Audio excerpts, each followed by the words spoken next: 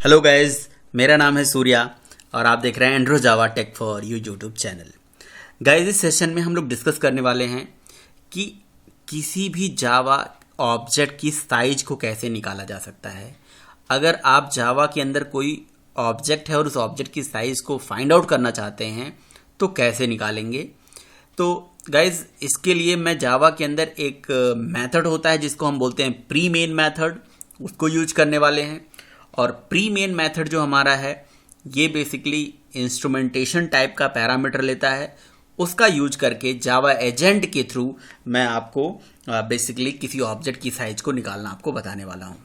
Guys, ये जो जावा agent होता है ये बेसिकली हमारे जेवीएम का ही एक इंटरनल पार्ट होता है। मतलब इसके थ्रू हम जेवीएम के इनसाइड जा सकते हैं और बहुत सारे वर्क कर सकते हैं। मतलब अपने जेवीएम के अंदर अगर मुझे कोई भी प्रोफाइलिंग करना है या उसके अंदर हीप की साइज को बढ़ाना है या कुछ भी ऐसा वर्क करना है यूजिंग जावा एजेंट हम कर सकते हैं। तो जावा एजेंट का वही एक छोटा सा पार्ट मैं आपको इस सेशन में बताने वाला हूं कि कैसे हम किसी ऑब्जेक्ट की साइज उसके माध्यम से निकाल सकते हैं।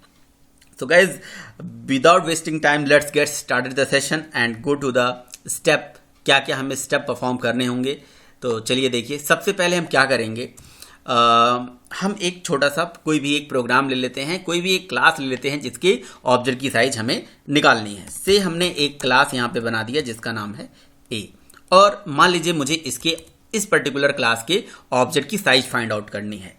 तो मैं इसको जस्ट सेव कर देता हूँ a.java से। ये मेरी क्लास हो गई। फर्स्ट ऑफ ऑल मेरी बनी बनाई कोई क्लास थी ए नाम से, मैंने उसको रिप्लेस कर दिया। Now the next step is मैं दूसरा नोटपैड ओपन करूंगा और यहाँ पे हम बेसिकली अपना वो मेथड क्रिएट करेंगे। तो इसके लिए मैंने देखिए क्लास बना दिया जिसका नाम रखा टेस्ट। ओपनिंग क्लोजिंग कर लेते हैं एंड यहाँ पे देखिए प्री मेन को चलाने के लिए कोई ज़रूरी नहीं है मेन मेथड आप बनाइए, राइट। बट हम यहाँ पे इस सेशन में आपको मेन और प्री मेन दोनों एक साथ लिख के दिखाएंगे सो दैट आप उसे समझ पाएँ कि मेन मेथड और प्री मेन मेथड में प्री मेन मेथड जो है ये मेन से भी पहले चलता है, इसीलिए उसका नाम ही प्री मेन है, राइट। तो ये तो हमारा वो मेन मेथड हो गया, right. And another method is premain. So हम यहाँ पे पब्लिक स्टैटिक वाइड यहाँ मेन की जगह पे प्री मेन लिखने वाले हैं। यस। सो गाइस, आप लोगों ने आज तक केवल मेन मेथड सुना होगा जावा के अंदर होता है, तो ऐसा कुछ भी नहीं है। मेन मेथड के अलावा हमारे पास एक एक्स्ट्रा मेथड भी होता है प्री मेन, राइट। सो इस प्री मेन मेथड में और मेन मेथड में क्या डिफरेंस होता है, यहाँ पे बेसिकली आप इंस्ट्रूमेंटेशन का जो ऑब्जेक्ट होता है वो पैरामीटर मतलब बना सकते हो, और रन टाइम पे जो जावा एजेंट है वो आपको वो पर्टिकुलर ऑब्जेक्ट का जो रेफरेंस है वो यहाँ पे इंजेक्ट कर सकता है, राइट। और उस पर्टिकुलर ऑब्जेक्ट को फर्दर आप यूज कर सकते हो। तो हमारे यहाँ बेसिकली एक पैकेज होता है इंस्ट्रूमेंट पैकेज। तो पहले मैं उसको इंपोर्ट करूँगा। तो यहाँ पे मैं इंपोर्ट कर लेता हूँ import java.lang. और पैकेज का नाम है बेसिकली इंस्ट्रूमेंट, INSTRUMENT, राइट। और यहाँ पे हमने लगा दिया .star बिकॉज क्योंकि इस पर्टिकुलर पैकेज के अंदर हमारे पास इंस्ट्रूमेंटेशन जो हमारा इंटरफेस है बेसिकली वो अवेलेबल है। आपको मैं इसका डॉक्यूमेंटेशन भी शेयर कर देता हूँ। देखिए हमारे पास यहाँ डॉक पैकेज जो है, सॉरी जो हमारा SRC फोल्डर होता है उसके अंदर java.lang में आप जाओगे तो आपको यहाँ इंस्ट्रूमेंट पैकेज मिलेगा और यहाँ पे आपको इंस्ट्रूमेंटेशन मिल जाएगा, राइट। तो इस पर्टिकुलर इंस्ट्रूमेंटेशन की बात मैं कर रहा हूँ। तो यहाँ से मैं इसको कॉपी कर लूँगा। अब इस प्री मेन मेथड में बेसिकली दो पैरामीटर जाता है, एक तो जाता है स्ट्रिंग टाइप का, राइट। तो स्ट्रिंग s यहाँ पे एक वेरिएबल दे देते हैं और दूसरा इंस्ट्रूमेंटेशन टाइप का जो कि इंस्ट्रूमेंट पैकेज के अंदर है। तो इंस्ट्रूमेंटेशन क्या है गाइज, आप यहाँ से देख सकते हैं। मैं इसको नोटपैड प्लस में ओपन कर लेता हूँ। आप यहाँ पे देख सकते हैं डायरेक्टली आप इसका डॉक्यूमेंटेशन भी निकाल के आप इसे फर्दर पढ़ सकते हो। तो देखिए मैं यहाँ पे दिखा रहा हूँ आपको कि ये जो है ये बेसिकली एक इंटरफेस है। तो इंस्ट्रूमेंटेशन बेसिकली एक इंटरफेस है, इसका ऑब्जेक्ट नहीं बनता है ना, बट इसकी जो इम्प्लीमेंटिंग क्लास है उसका ऑब्जेक्ट जो है जेवीएम बना के इस प्री मेन मेथड में यूजिंग जावा एजेंट, जब जावा एजेंट टूल आप चलाते हो तो उसके माध्यम से वो ऑब्जेक्ट इसके अंदर इंजेक्ट कर देता है, डाल देता है, राइट। और इसी पर्टिकुलर इंस्ट्रूमेंटेशन का ही हमारे पास जो मेथड है जिसका नाम है गेट ऑब्जेक्ट साइज। सो आप यहाँ पे कंट्रोल F करके गेट ऑब्जेक्ट अगर आप करोगे तो यहाँ पे आपको मिल जाएगा गेट ऑब्जेक्ट साइज, और ये बेसिकली ऑब्जेक्ट टाइप का पैरामीटर लेता है। आप जावा के अंदर किसी भी क्लास का ऑब्जेक्ट, देखिए कोई मेथड अगर ऑब्जेक्ट टाइप का पैरामीटर ले रहा है, इसका मतलब ये हो गया कि इस मेथड के अंदर ऑब्जेक्ट क्लास के अंदर आने वाले चाइल्ड क्लासेस का ऑब्जेक्ट आप पास कर सकते हो। तो इसी इंस्ट्रूमेंटेशन का जो मेथड है गेट ऑब्जेक्ट साइज, तो यहाँ पे मैं बेसिकली क्या करने वाला हूँ, system.out.println के अंदर यहाँ पे इंस्ट्रूमेंटेशन का method gate object size call कर देता हूँ, राइट। अब इसके अंदर हम किसी भी क्लास का ऑब्जेक्ट बना के डाल सकते हैं। से मैंने एनोनिमस ऑब्जेक्ट बना दिया अपने ए क्लास का, है ना। और उसके बाद जैसे मैंने यहाँ पे मेन लिखा है, तो मैं यहाँ प्री मेन और मेन दोनों लिख लेता हूँ। यहाँ पे मैं प्री मेन, यहाँ पे मेन लिख देता हूँ। और आपको बस जस्ट दिखाने के लिए यहाँ प्री मेन का होना कोई ज़रूरी नहीं है, राइट। तो क्योंकि मैं इस पर्टिकुलर प्रोग्राम को जावा JVM से नहीं चलाऊंगा, मैं जावा एजेंट से चलाऊंगा, राइट। तो जावा एजेंट टूल के थ्रू ये प्रोग्राम रन होगा। सो इसके लिए हम क्या करेंगे, यहाँ पे हम लिख देते हैं premain, right, premain, okay. So आप यहाँ पे पूरा देख लीजिए, पूरा प्रोसेस क्या है कि हमारे यहाँ पैकेज का नाम है जिसका नाम है ये java.lang पैकेज के अंदर इंस्ट्रूमेंट पैकेज होता है, right, instrument, okay. And instrument package के अंदर यहाँ पे आप देख सकते हो हमारे पास एक इंटरफेस होता है जिसका नाम होता है इंस्ट्रूमेंटेशन। इंस्ट्रूमेंटेशन टाइप का हमने यहाँ पैरामीटर ले लिया। आप बोलेंगे इस पैरामीटर को लेने से क्या फ़ायदा होगा।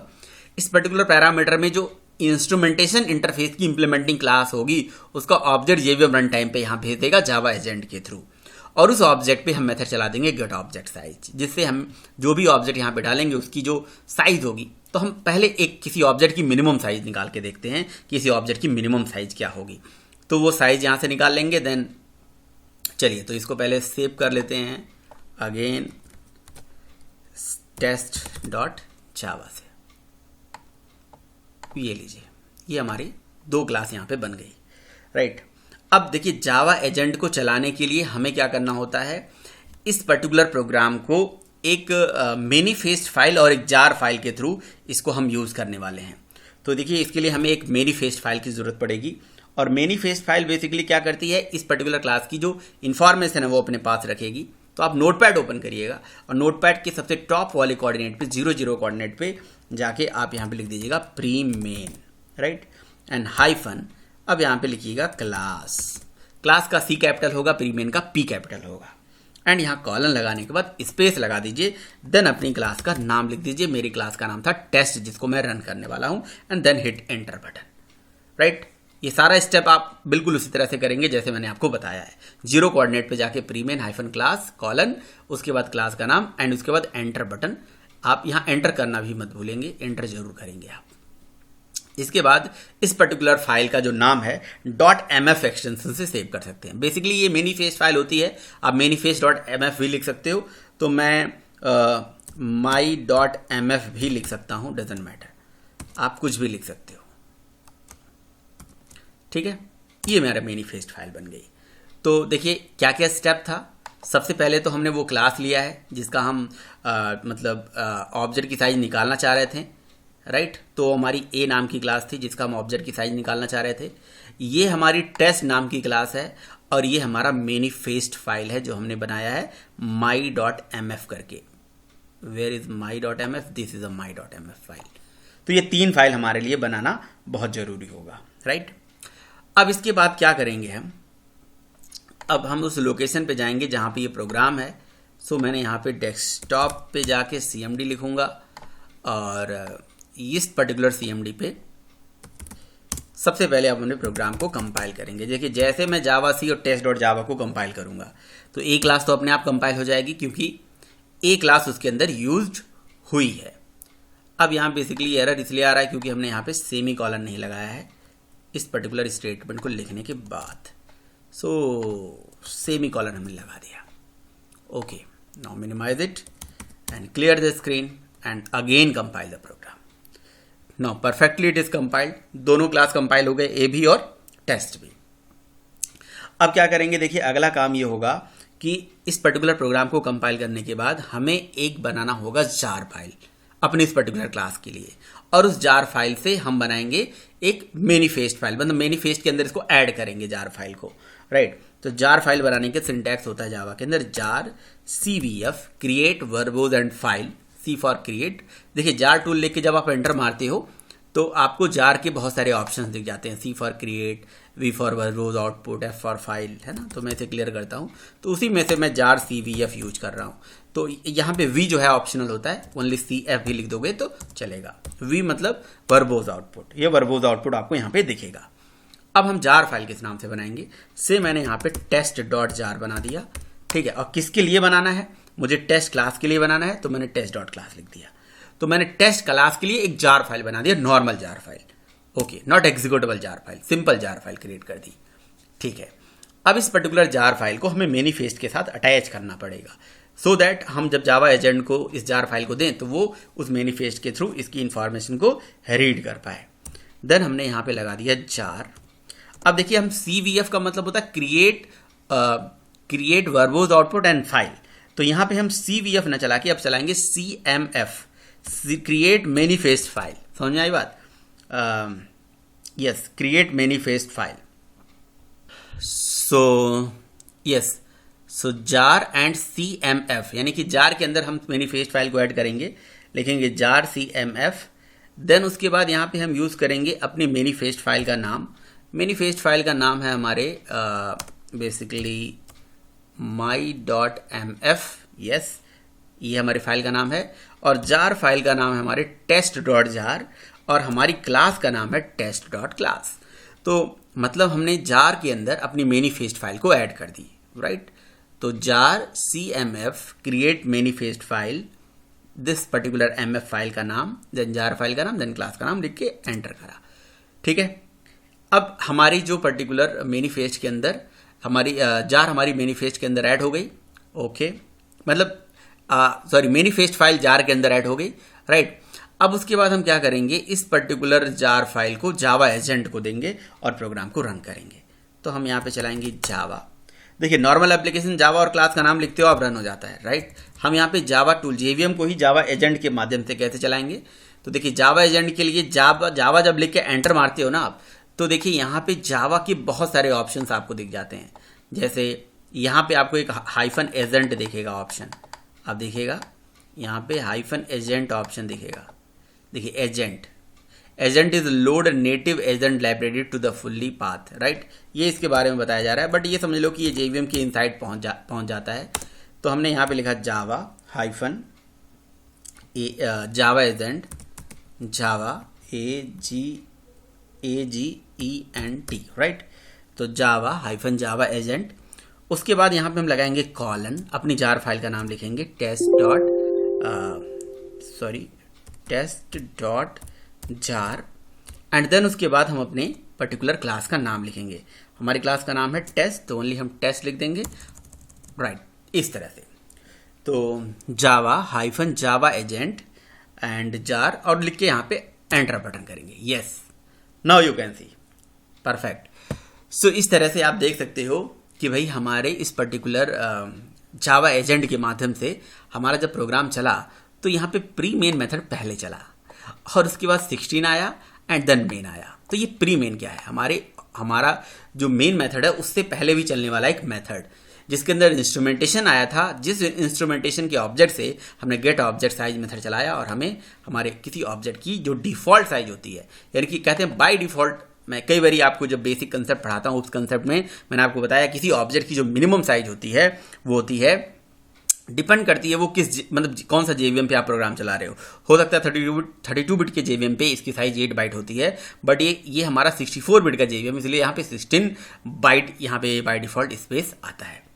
अब हम क्या करेंगे, बेसिकली हम यहाँ से ये अपनी A क्लास को अगेन ओपन करेंगे और इसके अंदर कोई एक इंटीजर वेरिएबल डिक्लेयर कर देते हैं। से हमने यहाँ पे एक इंटीजर वेरिएबल डिक्लेयर कर दिया, राइट। और उसके बाद हम प्रोग्राम को अगेन कंपाइल करेंगे।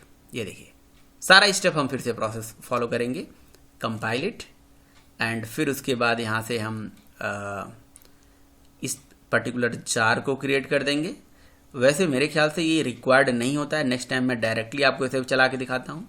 ये देखिए अभी भी जब मैंने इसको यहाँ पे एक इंटीजर लिया तो अभी भी मेरे पास साइज कितनी आ रही, 16। मतलब देखिए एक हमारे पास 16 बिट का एक स्पेस है, 16 बाइट का एक स्पेस है, सॉरी, जिस पर्टिकुलर स्पेस के अंदर ये इंटीजर की साइज होती है 4 बाइट, राइट, 4 बाइट होती है। तो ये जो 4 बाइट मेमोरी उसने एलोकेट करी है उसमें ये स्टोर करा, राइट, उसको स्टोर कर रहा है। तो जब मतलब उसकी साइज तक अगर उसकी मतलब उस पर्टिकुलर रेंज में ये डेटा आ रहा है तो ठीक है, तो इसने मेमोरी इंक्रीज नहीं करी। लेकिन जैसे हम यहाँ पे वेरिएबल डिक्लेयर करते चले जाएंगे, से हमने इंट एक्स के बाद इंट वाई लिख दिया, तो यानी कि 4, 4 और 8 यहाँ पे बढ़ गया। अब जब यहाँ पे 4 और 8 बढ़ा तो देन अगेन हम यहाँ जावा एजेंट चलाते हैं। सॉरी, अगेन मैं यहाँ पे प्रोग्राम को कंपाइल कर लेता हूँ, जार क्रिएट कर देता हूँ, manifest, and then Java agent चला देता हूँ। अब देखिए यहाँ पे साइज कितनी हो गई, आप देख सकते हो यहाँ पे साइज कितनी हो गई, 24 बढ़ गई। यानी कि इसका मतलब क्या हुआ, इसका मतलब ये हुआ कि जो 16 बाइट की जो मेमोरी थी वो बाय डिफ़ॉल्ट हमारे लिए एक कह सकते हो कि डिफ़ॉल्ट स्पेस वहाँ पे उतना जेवीएम ने पहले से ही किसी ऑब्जेक्ट के लिए बना के रखा हुआ था। लेकिन जैसे उसमें आपने एक इंटीजर वैल्यू डाला तो उस पर्टिकुलर इंटीजर के लिए, एक इंटीजर के लिए इस पर्टिकुलर डेटा को तो उसने ईजिली स्टोर कर लिया, लेकिन दूसरा जब डेटा आपने दिया तो इसने सीधे 24 बढ़ा दिया। तो इसका क्या मतलब हुआ, यानी कि जो हमारे बाय डिफ़ॉल्ट साइज थी उस पर्टिकुलर साइज में ये इसको कितना बढ़ाना चाहिए। जब हमारे पास डेटा यहाँ पे 8, 8 है तो 8, 8 मतलब यहाँ पे 8, 8 2 16 एंड 8 3 24, राइट। तो यहाँ पे बेसिकली 24 जब हुआ तो 24 साइज का इसने फिर से मेमोरी एलोकेट कर दी। यानी कि यहाँ पे जो मेमोरी एलोकेट होता है वो बेसिकली 8 इंटू 8 के मल्टीप्लिकेशन में होता है। आपने कहा तो मैंने तो यहाँ पे बेसिकली जब शुरू में दिया था तो इसने साइज नहीं बढ़ाई। शुरू में इसने साइज इसलिए नहीं बढ़ाई क्योंकि जो 16 उसने मेमोरी एलोकेट करके रखा था उसमें से उसने 8 बिट का जो मेमोरी है वो रिजर्व करके रखा था। बाकी जब 4 आपने बढ़ाया तो उसने उसमें उस पर्टिकुलर डेटा को रख लिया। जब दोबारा आपने 4 बढ़ाया तो इसने तुरंत उसको 8 इंक्रीज कर दिया, जस्ट बिकॉज ऑफ क्योंकि कुछ मेमोरी वो पहले से रिजर्व करके रखता है, राइट। अगेन हम यहाँ पे बढ़ाते हैं, हम एक इंटीजर फिर से ले लेते हैं। तो यहाँ पे हमारे पास 24 हो गया। तो अब ये अगेन क्या करेगा, देखेगा, चेक करेगा कि इस 24 के रेंज में है। तो बिल्कुल ये 24 के रेंज में है तो ये इसको दोबारा नहीं बढ़ाने वाला है। ये देखिए यहाँ पे आप देख सकते हो, ये देखिए ये उसके रेंज में आ रहा है, इसने दोबारा नहीं बढ़ाया, राइट। इसने दोबारा इंक्रीज नहीं करी साइज। जैसे ही आप यहाँ पे एक अनदर वेरिएबल बना लेते हो, अनदर वेरिएबल बनाने के बाद फिर से कोड को यहाँ पे कंपाइल करते हो और रन करते हो, आप यहाँ पे देख सकते हो इसकी साइज, ये देखिए, सॉरी ये मैंने कोई और ऑप्शन चला दिया, सॉरी यहाँ पे मैंने कौन सा ऑप्शन चला दिया है, I need to check it. Only मैंने जावा लिख के यहाँ पे एंटर कर दिया है ना। तो मैं इसको दोबारा क्लियर कर देता हूँ एंड अब देखिए यहाँ से मैं जावा एजेंट ऑप्शन को मैं फिर से रन करूँगा। यस, कितना हो गया, 32। इसका मतलब ये हो गया कि जो मेमोरी का इंक्रीमेंट यहाँ पे होता है वो बेसिकली 8 इंटू 8 के फॉर्म में करता है। कुछ स्पेस वो पहले से ही अपने पास रिजर्व करके रखता है, लेकिन जब उस स्पेस से ज़्यादा वैल्यू जाती है तो वो सीधे 8 इंटू 8 के चंक्स में बढ़ाता है, राइट, 8 इंटू 8 के चंक्स में। तो जिस तरह से हमने इंटीजर की साइज यहाँ पे देखी, तो हम क्या स्ट्रिंग टाइप के डेटा की साइज यहाँ से नहीं निकाल सकते हैं? बिल्कुल निकाल सकते हैं। अगर हम यहाँ पे स्ट्रिंग वेरिएबल डिक्लेयर कर लेंगे तो हमारी स्ट्रिंग की साइज आ जाएगी। अगर हम कोई एरे यहाँ पे बना के देखना चाहते हैं कि एरे की हमारी क्या साइज होती है तो वो भी निकाली जा सकती है, राइट। तो यहाँ से जार बनाते हैं, CMF करते हैं, जावा एजेंट चलाते हैं। अगेन आप देख सकते हो 16 है, 16 ही है, राइट। लेकिन अगर यहाँ पे हम दूसरा इंटीजर वेरिएबल बढ़ाएंगे तो इसकी साइज अगेन बढ़ेगी, राइट। तो यानी कि ये उसके रेंज में है, इसका मतलब ये उसके रेंज में है। या एक रेफरेंस वेरिएबल की जो भी मिनिमम साइज होती है, यहाँ पे आप देख लीजिए, यहाँ पे दोबारा आप स्ट्रिंग S1 वेरिएबल बनाएंगे तो इसकी साइज बढ़ेगी। लेकिन इस तरह से इसकी साइज हमें इसलिए नहीं पता चल रहा है, जस्ट बिकॉज ऑफ क्योंकि ये 8 इंटू 8 के चंक्स में बढ़ा रहा है। ये देखिए अभी अगेन 24 हो गया। तो अब इस 24 में जो आने वाला डेटा है वो अगर ऑक्युपाइड हो गया, यानी कि सक्सेसफुली ये चल रहा है, तो हम ये मान सकते हैं कि भाई जैसे मैंने एक अनदर वेरिएबल बनाया, S3 वेरिएबल बनाया, और इसको दोबारा क्या करते हैं, कंपाइल करते हैं और यहाँ से इसका जार क्रिएट कर देते हैं, CMF चलाते हैं, जावा एजेंट चलाते हैं। अभी भी 24 है। इसका मतलब बाय डिफॉल्ट जो इसका स्पेस होगा इंटीजर की ही तरह होगा, इंटीजर की ही तरह होगा, राइट। तो क्योंकि इंटीजर में भी इसी तरह से जब हम 2 बार दे रहे थे इंटीजर तो तुरंत वो 24 बढ़ा देता है, यानी कि 4 बाइट का जो रेफरेंस वेरिएबल है ना, स्ट्रिंग टाइप का जो रेफरेंस वेरिएबल हमने बनाया है उसका मिनिमम स्पेस होता होगा, राइट। अगर मैं इसी तरह से अपने क्लास टाइप का वेरिएबल बनाऊं, अगर मैं किसी एरे का बनाऊं, तो किसी भी ऑब्जेक्ट की जो साइज होती है वो इस तरह से हम प्री मेन मेथड के थ्रू निकाल सकते हैं। सो गाइज इस पर्टिकुलर सेशन में इतना ही। अगर वीडियो अच्छा लगा तो लाइक करिएगा, चैनल को सब्सक्राइब करिए, प्लीज़ बेल आइकन प्रेस कर लीजिए ताकि वीडियोस की नोटिफिकेशन मिले। Thank you so much guys.